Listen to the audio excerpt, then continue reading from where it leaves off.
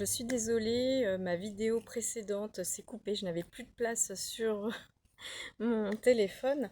Et donc je disais, j'ai un deuxième ouvrage à vous présenter autour des animaux totems. Donc ça s'appelle Le bestiaire du chaman de Maya Toll.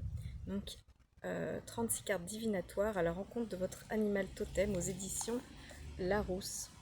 Donc un joli ouvrage, voilà, très sympathique, dans lequel vous avez de magnifiques illustrations, que ce soit l'ours, que ce soit la salamandre, le renard, le hibou.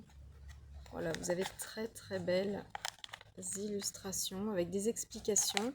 Alors ce qui est chouette dans ce livre, c'est que vous avez une explication sur l'animal totem, un rituel pour partir à la rencontre de votre animal et une réflexion avec un message de l'animal.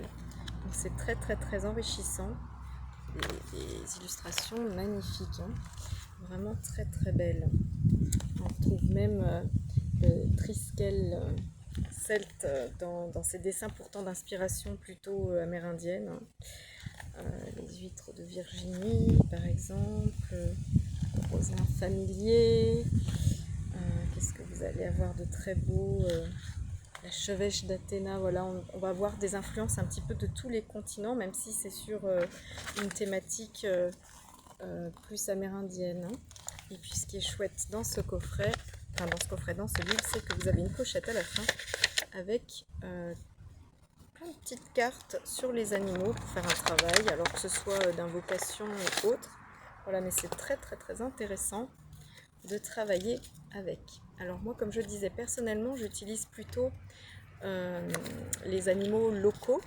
Alors même si j'aime beaucoup les animaux amérindiens, mais les animaux que nous avons en France ou en Europe sont déjà très inspirants et peuvent nous servir de totem.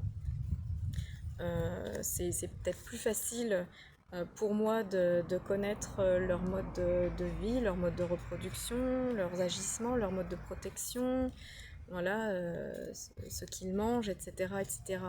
Donc pour m'en inspirer, pour en faire vraiment un animal de pouvoir, un animal représentatif de ce dont j'ai besoin pour avancer sur le chemin de la guérison. Donc voilà, on a très très belle carte dans ce jeu. Donc si vous avez des questions, n'hésitez pas à les poser dans les commentaires, je me ferai un plaisir d'y répondre. Si vous avez déjà rencontré certains de vos animaux totems ou le principal, parce qu'on en a forcément un principal qui est omniprésent tout au long de notre vie, même si d'autres peuvent venir à vous, s'annoncer à vous. Voilà, n'hésitez pas à m'en parler dans les commentaires. C'est toujours très enrichissant, voilà, d'avoir ces partages. Alors là, dans le jeu, on a même l'être humain. Souvenez-vous de ne pas oublier. Voilà, un petit rappel à la conscience.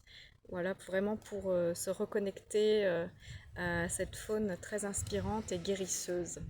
Voilà, je vous laisse sur ces quelques cartes que je vous offre en visu. Je vous dis à tout bientôt et vous souhaite une belle fin de journée. Ciao!